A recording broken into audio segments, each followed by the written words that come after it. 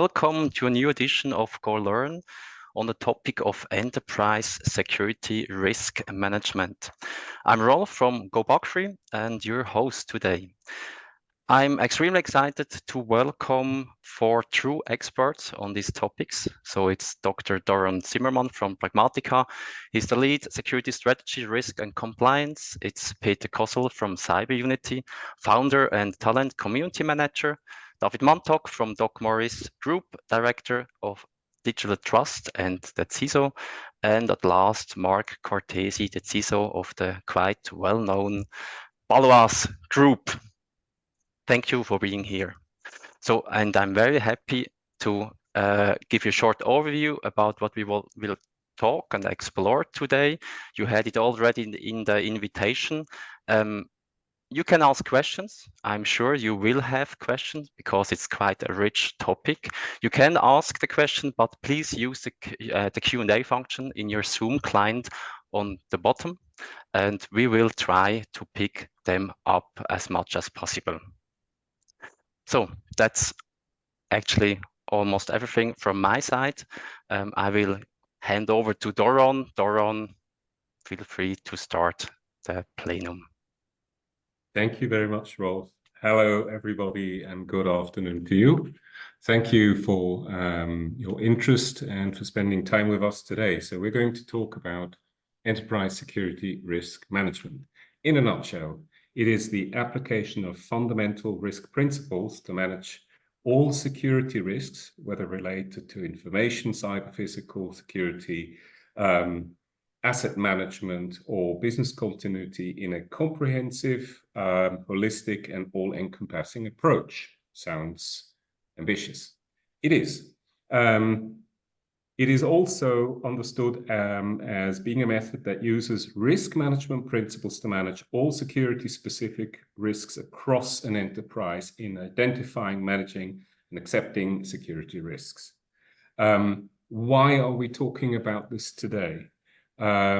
We are in the main having a conversation about this because organizations are likely open up to new attack vectors between figurative cracks of individual security disciplines in times quasi-autonomous silos that are the driver in the creation of an undue imbalance between individual security disciplines. So physical personnel security and information security. Typically in Switzerland, what you have is very, very mature IT security, slightly less mature information security, since this is a bit more encompassing. And then usually physical security is attached to facility management, and personnel security is something that human resources denies having heard anything about ever.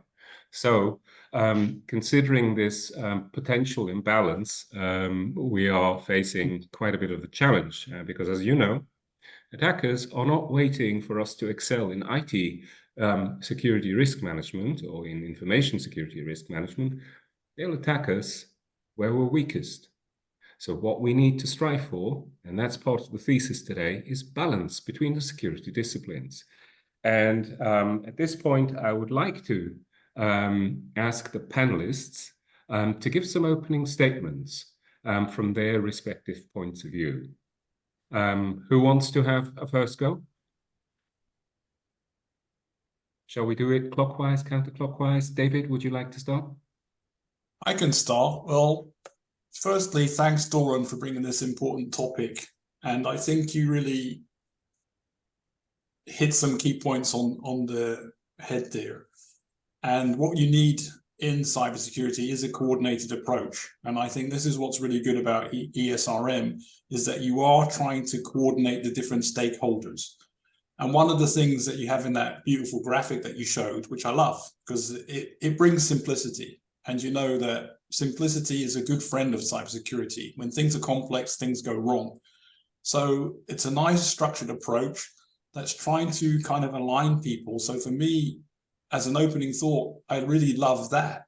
I also like that the foundation of it is that you're talking about dealing with stakeholders, interested parties. And one of the really important things there is it speaks about partnership. And really, this is what you want. I mean, any discipline of security, it needs context specialists. So if you're not involving the people who are looking after personnel, who are looking after the facilities, who are looking after IT, and getting their unique perspective, how could you actually assess the risk correctly? Because I come out of an IT background, someone else will maybe come out of a compliance background, and you don't know everything. So of course you need to actually collaborate with people so that you can make sure that you don't develop these new cracks, as you kind of mentioned, because the left hand doesn't know what the right hand is doing. So I think this is a very valid approach. I also think it's important that we give security the right importance in our business. It goes hand in hand with business success. So you really do need something that is focused on that topic and gives the necessary nuances that you can actually do a good job. I could go on, so I will just stop and let someone else say a few words. Marc, would you like to continue? Yeah, sure. Thank you, Doron. Yeah, I think collaboration with also, let's say, brothers and sisters in arms, it's also very inspiring. You know, internal investigation, for instance, also a very important security function. Often staffed with people that with former police officers, which also have very important experience when it comes to confronting people with accusations, you know, also what needs to be done in exchange with authorities, and so on and so on. And I think that's a very important field also of learning for being a CISO, because you don't have every day that you have like an internal investigation and you confront somebody with a suspicious. So I think it is also an adding value in terms of your work, your daily work that you're doing, and also you can learn from those guys a lot. That's what I appreciate also a lot in integrating security functions at Baloise. Yes, and you've been on something of a journey, both of you, in that direction and reaching out to partners across the aisle. Now, Peter can give us a unique perspective on the one hand, the question of, you know, what is, you know, the skills requirements and what does the government, the government, not Freudian, not the government, but the market. What does the market actually give? So if I could ask for an opening statement from you, Peter. Yeah, thank you very much, Doron. I first want to come back what Marc said before, because I think it's a real value add we have here. It's a ESRM is a chance. And when we see it from the perspective that on one hand, we need the intellectual know-how, and as you said before, Doron, during our warm-up, it's a no-brainer to do enterprise security risk management. And we have the intellectual power, we have the people that can do that on the market, we see them on the market, and the skills are there. But the second chance we have is to strengthen our company culture. And behind the concept of enterprise security risk management, the biggest value for me, or the heaviest weight, is there that we can strengthen our culture. And when we talk about culture, we talk about the people. And when you have the people on board and they stand behind the whole concept, you will be kind of resilient from your inner side, from the inner company, and which is very powerful. So if you take enterprise security risk management just as a thing, you have to tick the box, you go in the wrong direction. You can take this chance really to get all your people on the board and make a big culture project out of that. And now coming back to your question, Doron, what you know. What we see on the market, we have enough IQ, very intelligent people on the market when we talk every day with candidates, with clients. And this is what is requested. Also in the job description, we need intellectual know-how, a very good university degree, a very good technical know-how. But what I said before, to really come into the topic of enterprise security risk management, you don't necessarily need the most intelligent people from a technical side. You need the people which have the holistic approach and see the power which comes through the culture and can do the people come to the next level of enterprise security. And that when you ask me, this is missing out. When I see the job description, we see a lot of hard skills which are asked for such positions. But if it comes to build up a real strong culture, this misses out. And from my point of view, to make this concept really successful, we should ask more for people which are qualified on the culture side and have for sure a holistic approach of the whole concept. There I agree, Doron, if I may. Absolutely. Because I think security culture differs from company to company. And definitely we have their common interests, be it personnel, security, HR that you mentioned, that sometimes is not taken enough seriously. We manage the administrators. I mean, if they're disgruntled or in any way not happy with the company, they have lots of power, and you certainly need to have good control of them.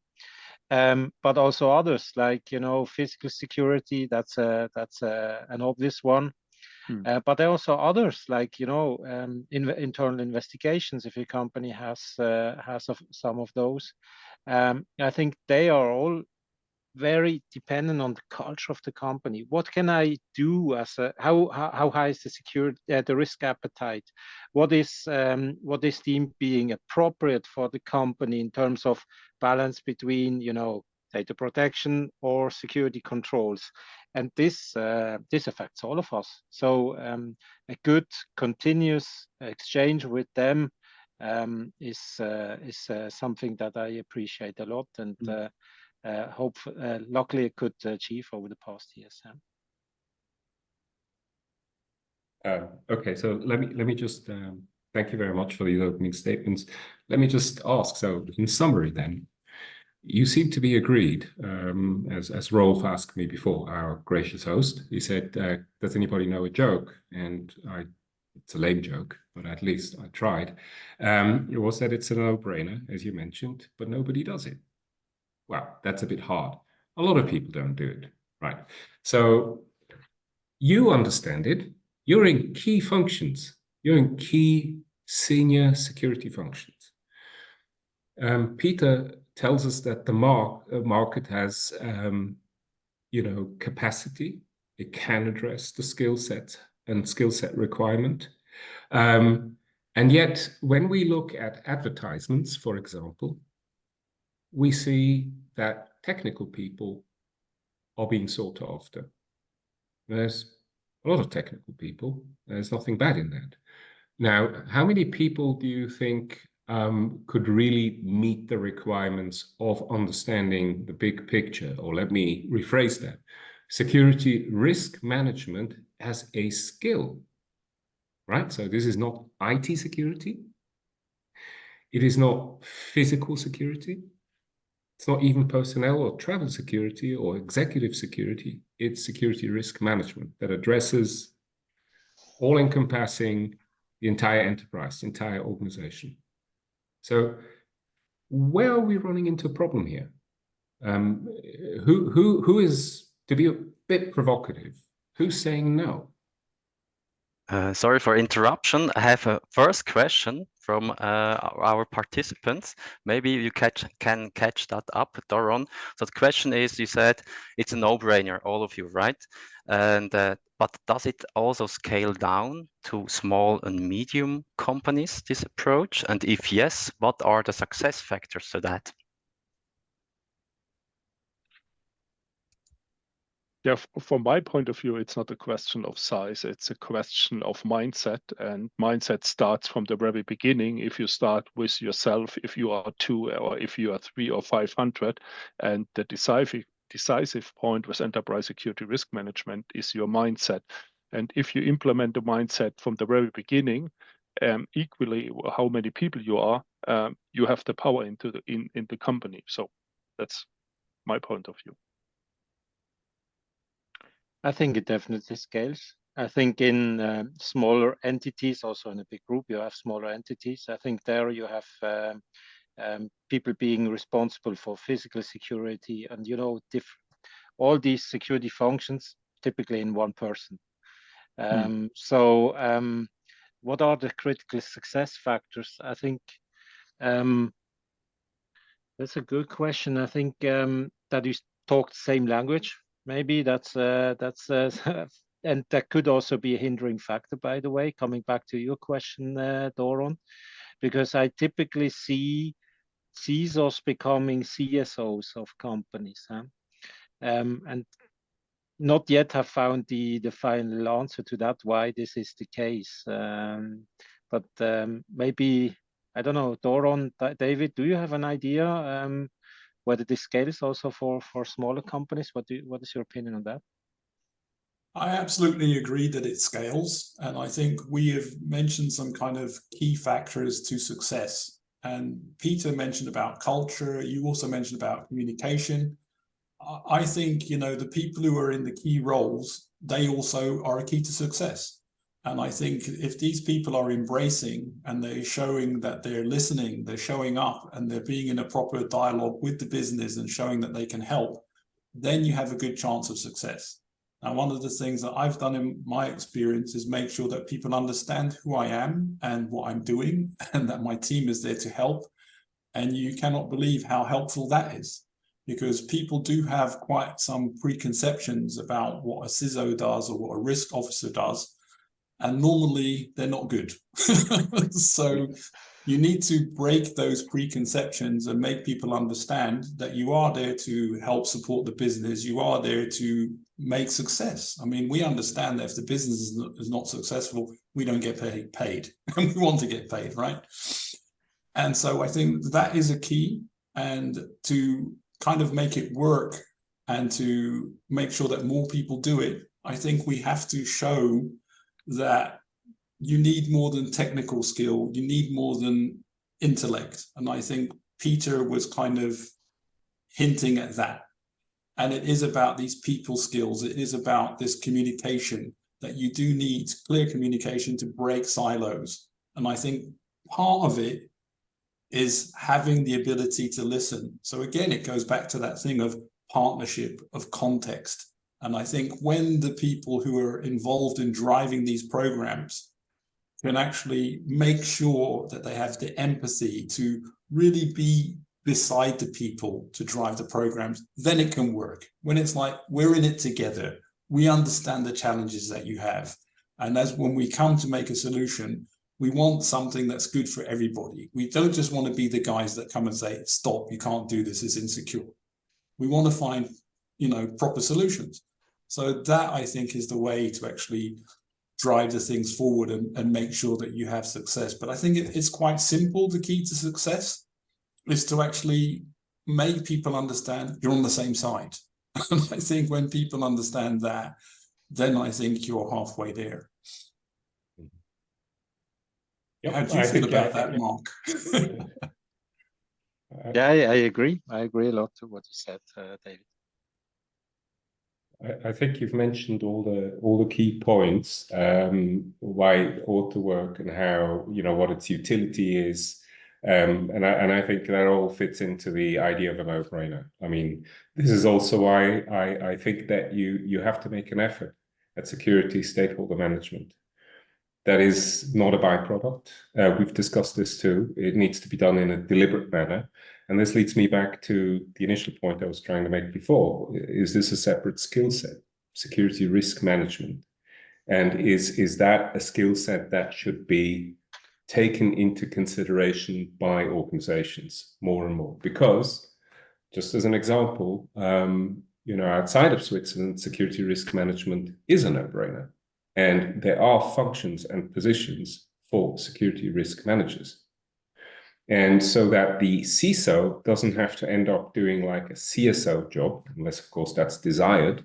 I think what we need to see is the development of an awareness in organizations that security risk management is a unique set of skills that needs to be invited into the organization in order to facilitate the processes that Marc and David and Peter have discussed, getting people to agree that they're on the same side, talking, you know, across the security disciplines and so on and so forth, and ultimately changing the culture in that direction. So if I may just go back to my little provocative question. So if we're all agreed and we're all happy about this, so where's the problems? I mean, it's all good and well to talk about, why it's necessary, why it makes sense. And I'm personally very satisfied to hear that from you. But where are we running into trouble? I think David mentioned it before. Sometimes other security functions do not even understand what we are doing in information security. And I think to break that up and this really making that transparent and a lot of exchange there, that is very helpful. And that might be one of the hurdles we have to overcome first. So language, you called it language. Language and also transparency on what is our concrete role and how are we, what can people expect from us? This whole risk advisor topic we are talking about since years now. Other security functions might not be there yet, or say we are just a security guard, we are in front of the gate and we make sure unauthorized people cannot enter, all these things. There might be also different levels of maturity of enterprise security risk management. They don't see themselves as a risk function, but more as a guard, and to overcome that, it is very important to not only seek the exchange, but continuously do it. And that, I think, is the very first step. Yeah, I would say that's very important. Anybody else? I would just like to jump on, Marc's very good attitude, because I think, he's got a humble attitude. He's already mentioned what's good about this approach is being able to learn from people and things like that. And I think that's one of the things that helps to break the silos. If you've got this humble attitude and you're not coming there like, I'm the expert, I'm a CISO who's been doing this for so many years, just listen to me. And you're showing, look, I can learn from you and you can really, really help me. I think this breaks this silo kind of stuff, which is one of the hurdles, which is one of the reasons why it doesn't work. And I think we've all seen the situation that you can have two groups of people that have maybe different backgrounds, and maybe just because of those different backgrounds, they would use maybe different wording. I've seen departments that were in a war that actually wanted exactly the same thing, but they just had a completely different way of describing it. And then it kind of took a mediator to say, well, you say this, and you were saying this, and then, do you actually understand that it's actually the same thing? You should be friends. You can do this together. So I think it's these kind of common miscommunication kind of hurdles that are the things that make these things not really work.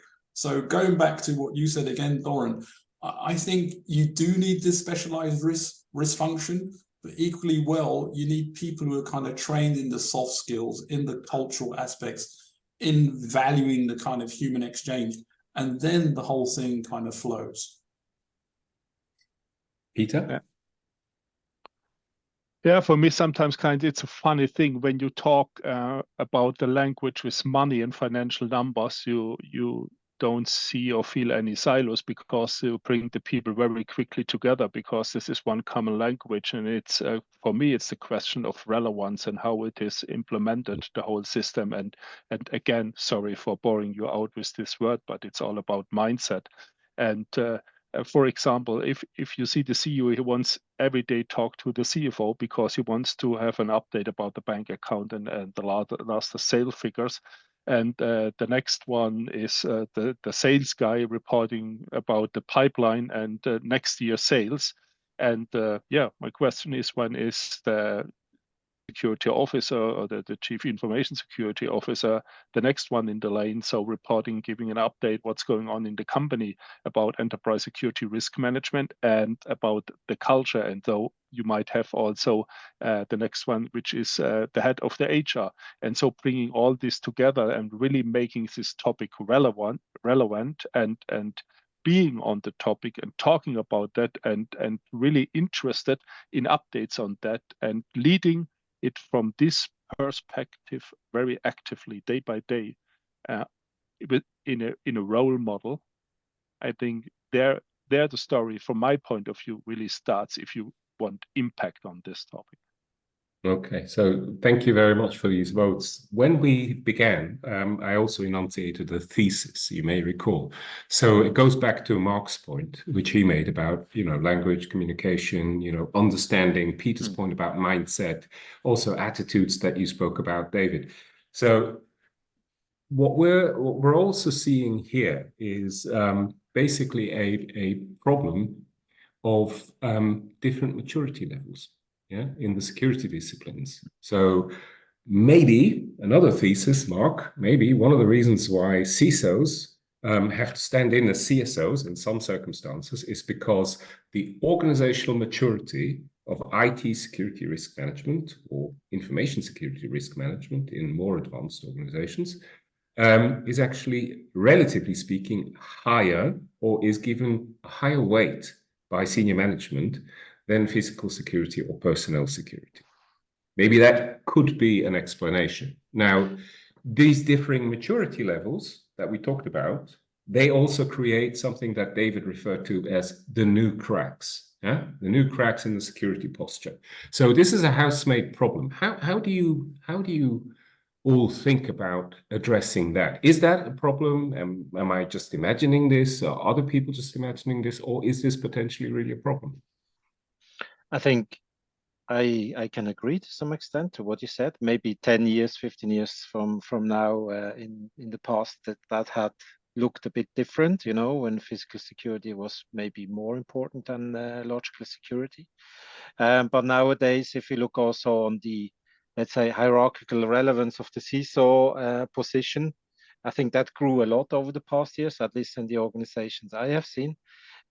While physical security, for instance, to take them, stayed the same.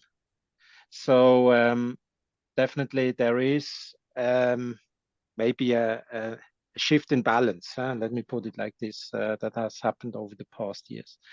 But not necessarily saying that physical security is low in maturity.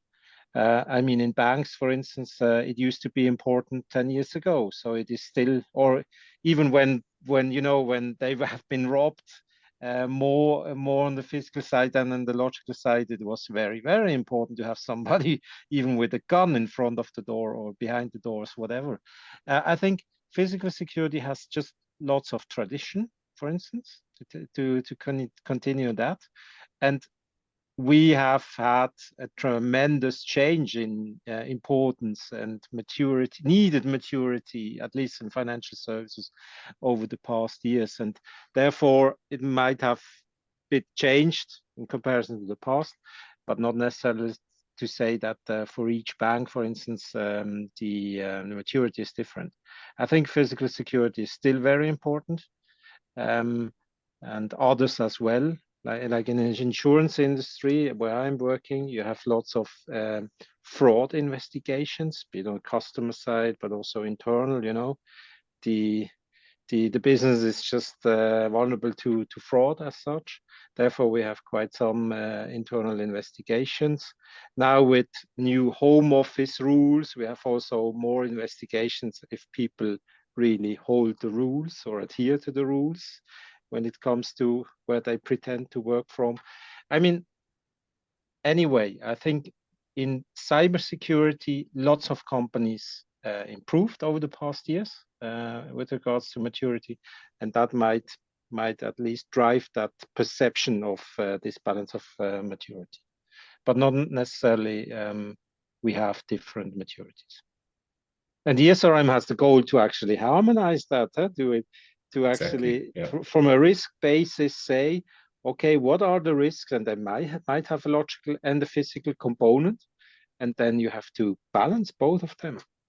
Yes, I mean, we have this beautiful example, Marc, that you and I discussed about, identity and access management in the logical and physical spheres, and how that could be coordinated through like a role-based access management system. Mm-hmm. And this is a beautiful example of showing how the physical and the logical disciplines in security meet and can complement each other and actually, be a cost-cutting measure and also, create a more saturated approach to identity and access management control.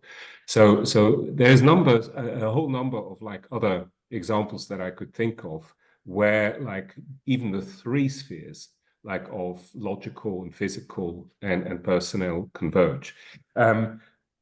Let me also hear like our other two colleagues on this point, and let's not forget what I also said in the very outset, and I'd like to hear what you have to say, is we don't get attacked where we're strong.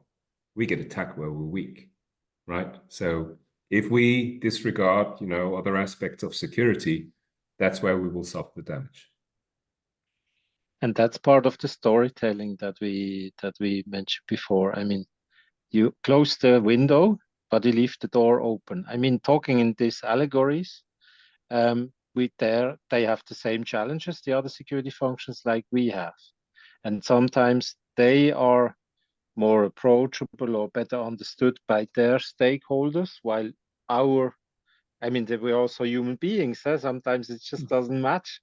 And there, coming back also to the question in the chat, there I definitely see that it scales, because we all have stakeholders to manage in security, and when we can do that together, that scales for me. Peter, David? Agreed. But just one thought that I had, it's more than maturity. Again, it comes back to concept, and I think Marc was kind of hinting at that there are different challenges. And so it's not only that you're balancing out the maturity, you're balancing out kind of the context that, you know, certain aspects of business have really grown rapidly. If we go into like the logical and the cyber world, we matured because we had to. Because if you're talking of doors and windows, all of a sudden the amount of doors and windows that needed to be closed kind of exploded with all the different things that have happened recently. You know, just things like having smartphones, and it's like, oh my God, you know, people can actually surf on their phone now. It's bad enough we were just securing internet in a fixed office where people even had a PC that weighed like half a ton and they weren't running around with it. And then it was like, oh, people have got laptops and now they're using smartphones and now they want to work remotely and hybrid and all these kind of different things. So we got many more windows and doors. So it's not even necessarily always just maturity, it's context and the way that the business is driven and the way it's developed. And then you just have to be savvy and speak to your partners that all that kind of stuff matches up. And I think you mentioned something really nice, Doron, about doing that kind of really good RBAC concept.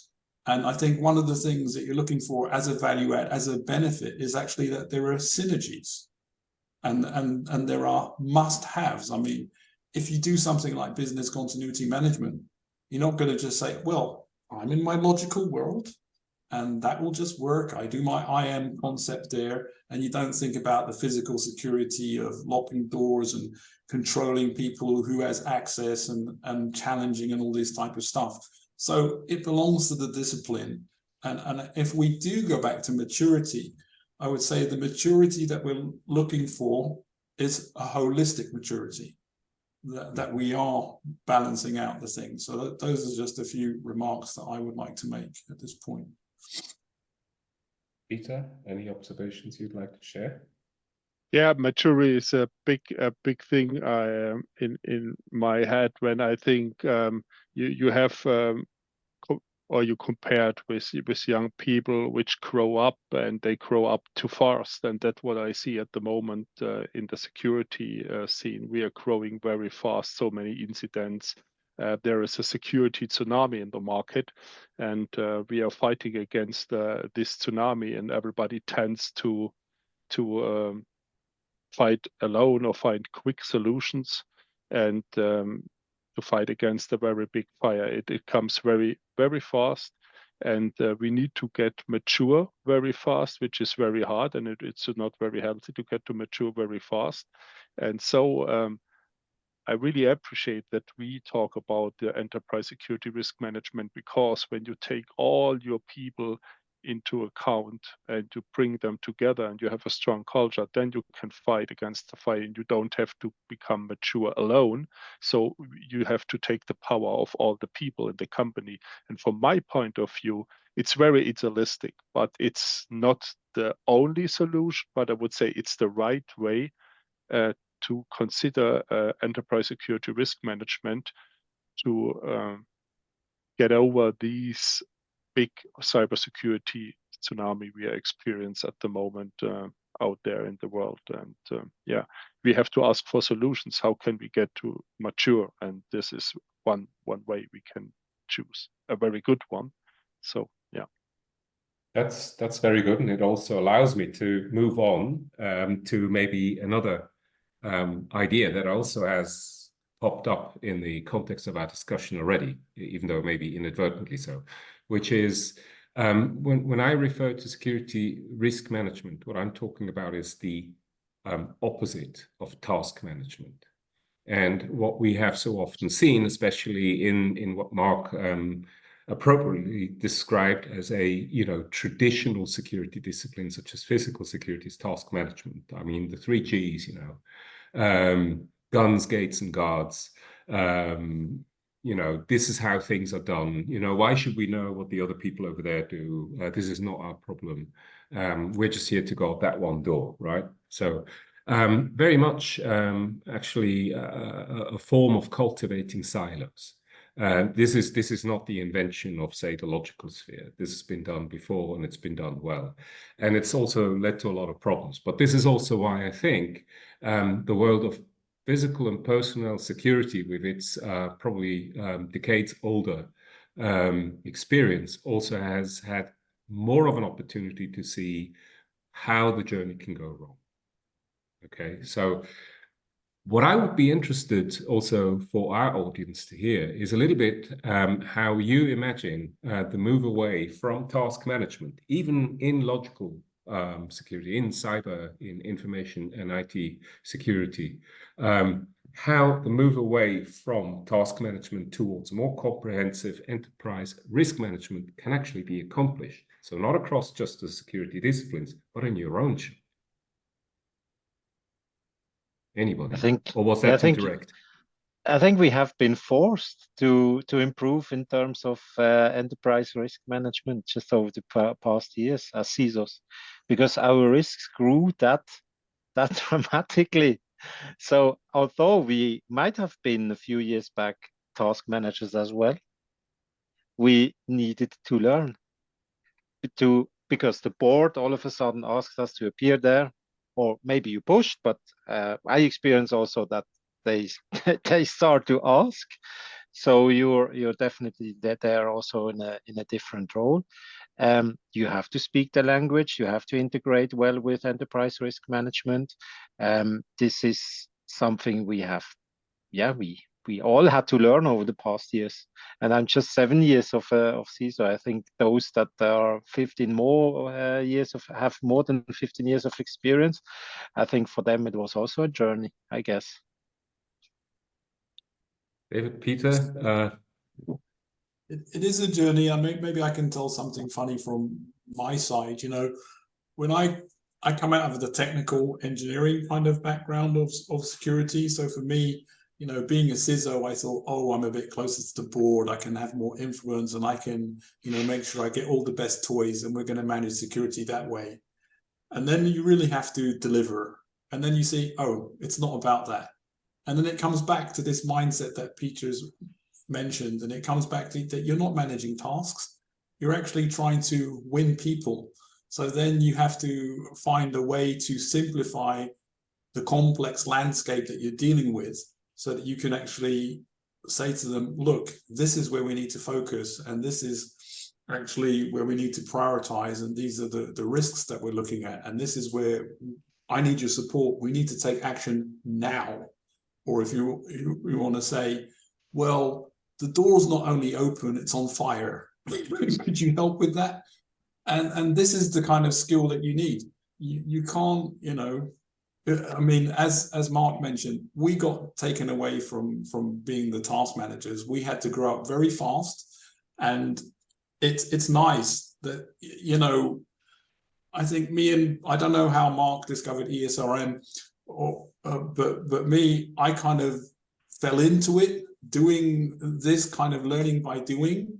And it's nice for the people who are coming up and trying to mature their organizations if they can just embrace this from the beginning, because you already got a playbook. that's going to help you to avoid those mistakes of like kind of learning on your own. So I think this is the way to go, and this will actually take us out that wrong mode of operation. So Peter, anything you'd like to say about the shift from task management skills in the market to a more strategic and comprehensive approach to security risk management? Yeah, on one hand, the tasks need to be done because we have so many tasks on the table. As I said before, we have the tsunami, and you need the people, and you need the task which has to be done. On the other side, you see, you need to play for the picture. It's the same like in sports. We want to play the ball, but we go for the championship. And I guess we can copy this approach also to the enterprise security risk management. We have to be on the front. We have to play the ball in daily business and fight against the incidents which are coming up, and on the same time we need to build and create a big picture and find the right people to build up an enterprise security risk management approach to frame it all in this holistic approach and to be on both sides. Okay. And I think this is important because this is also the fascinating part of our job, right? Yeah, absolutely. To speak to board members, but still technically understand some details, not all of them, but some details. To have this width of stakeholders you have to deal with also differing particular interests they have. So I think this is the big playground that we have in security functions, and that makes every day different. Yeah, absolutely. And I want to underline what Marc is saying and also David before. And I often talk to CISOs nowadays, which are complaining about their job, that they are not really heard by the management and they want to take it to the next level. And as Marc said before, this is the challenge. This is the fun, because we are not mature. We are on a journey, and we need to take the whole organization, the whole management by the hand, even if they don't want the hand today. Perhaps they want it to tomorrow, but we need to be on it, and we should not stop on that, and we should not complain on that. We see it's a chance, it's a journey, and to come together more mature. It's the challenge also in my daily business, and this is the fun in the business. So my dear fellow travelers and panelists, our time is almost up. It's just switched to 14. So you can see David's statement last time in Geneva. We talked about the subject holds true for today. We could speak about this endlessly, but we can't do this to our audiences. So I'm going to hand over to Rolf. Perfect. Thank you very much. Very interesting. So we can actually just let it flow for hours, and you can go for lunch, for example, just one of you, and then you can rotate. So now, thank you very much. It was very interesting for me as well. And if somebody is interested to follow more of these discussions in the future, please join GoHack in November. We will have a physical round there, and you will see hopefully all of them again. And again, we will have a very interesting discussion about security risk management. Therefore, thank you very much again for participating and also joining our webinar, and hopefully you will do it as well next time.